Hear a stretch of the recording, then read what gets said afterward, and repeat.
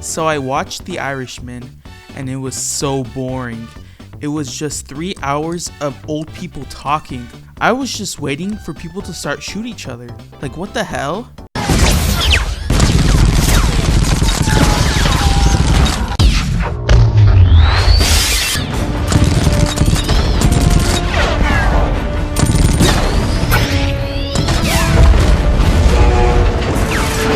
So I watched The Irishman yesterday, and it was really good.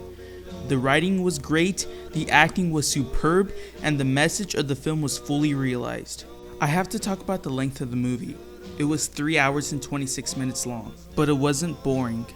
The pacing of the film was really good, and the end product was extremely entertaining. This was really surprising because sometimes I can get really bored easily. The Godfather is considered as one of the best movies of all time, but it was just way too slow and boring for me. The movie was extremely entertaining and it was extremely surprising because of the runtime. De Niro as Frank pulled it off, and Al Pacino as Jimmy Hoffa was a standout performance. The music choices in it were excellent and fit the time period. The cinematography was great and helped build the scope of the world. Now this movie is based off the book I Heard You Paint Houses, which was written by a lawyer who knew Frank personally. This is basically like a recount of Frank's story, and the movie set it up like that. Frank narrates over the movie and gives information to the audience.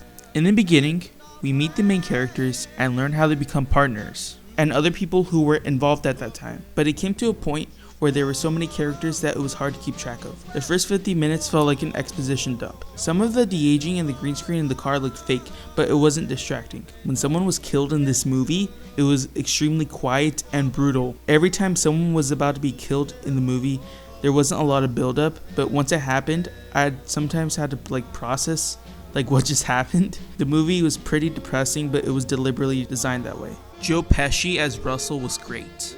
You could tell that he was intelligent and he was the leader of his group, but he was fair and gave everyone a chance of redemption. No one in this movie is a good guy, and I think this movie does a good job of establishing that. Now, I recommend this movie and would give it a 9 out of 10.